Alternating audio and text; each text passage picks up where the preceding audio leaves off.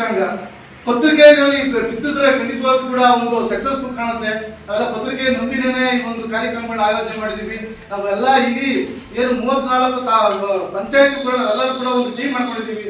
ಆ ಟೀಮ್ ಮುಖೇನ ಪ್ರತಿ ಕಾಲೋನಿಗಳಲ್ಲಿ ಹೊಳೆ ಕಾಲೋನಿ ಆಗಿರ್ಬೋದು, ಮಾದಿ ಕಾಲೋನಿ ಆಗಿರ್ಬೋದು, ಕೊರಚ ಕಾಲೋನಿ ಆಗಿರ್ಬೋದು, ಪರಮಪರ ಕಾಲೋನಿ ಆಗಿರ್ಬೋದು, ಲಂಬಾಡಿ ಕಾಲೋನಿ, ಇಂಥ ಕಾಲೋನಿಗಳು ಎಲ್ಲಿ ದೊಂಬಿದಾಸರು, ಚಿಳ್ಳೆಕಾದ್ರು, ಬುಡ್ಬುಡ್ಕು, ಹಂದಿಜೋಗರು, ಈ ಥರ ಎಲ್ಲ ಕಾಲೋನಿಗೂ ನಾವು ನಾವೆಲ್ಲ ಭೇಟಿ ಕೊಡ್ತೀವಿ.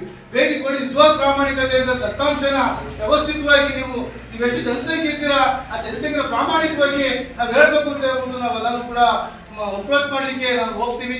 ದಯಮಾಡಿ ವಿಶೇಷವಾಗಿ ಪತ್ರಕರ್ತರು ಜೊತೆಗಿರ್ಬೇಕು. ಪತ್ರಕರ್ತರು ನಮ್ಗೆ ಏನು ಸಪೋರ್ಟ್ ಮಾಡ್ತಾರೆ ಅದೊಂದು ಪತ್ರಕರ್ತರ ಮುಖೇನ ಈ ರಾಜ್ಯಕ್ಕೆ ಮತ್ತೆ ದೇಶಕ್ಕೆ ಏನಾದರೂ ಸಂದೇಶ ಕೊಡ್ಲಿಕ್ಕೆ ಸಾಧ್ಯ. ಮತ್ತೊಮ್ಮೆ ಮಗದೊಮ್ಮೆ ಪತ್ರಕರ್ತರಲ್ಲಿ ವಿಶೇಷ ಮನವಿ ಮಾಡ್ಕೊತೀವಿ, ಇದನ್ನ ಬಿತ್ತಬೇಕು. ದಯಮಾಡಿ ಬಿತ್ತಿ ಏನು ಅಮಾಯಕರು ಎಲ್ಲ ಒಂದ್ ಕಡೆ ಇವತ್ತು ಜಾತಿ ಹೆಸರು ಹೇಳ್ತಾ ಇಲ್ಲ. ಈ ಮಾದಿಗ ಅಂದ ತಕ್ಷಣ ಎಲ್ಲ ಒಂದ್ ಕಡೆ ಕೀಳಿರಿಮೆ ಆಗ್ತಕ್ಕಂಥ ವಾತಾವರಣ ಸೃಷ್ಟಿಯಾಗಿದೆ. ಅದನ್ನು ನಿಮ್ಮ ಅಣ್ಣನವರು ಎಲ್ಲ ಕ್ಲಿಯರ್ ಆಗಿ ಹೇಳಿದ್ದಾರೆ ಯಾವ ರೀತಿ ಮಾಡ್ಬೇಕು ಅಂತ ಹೇಳ್ಬಿಟ್ಟು.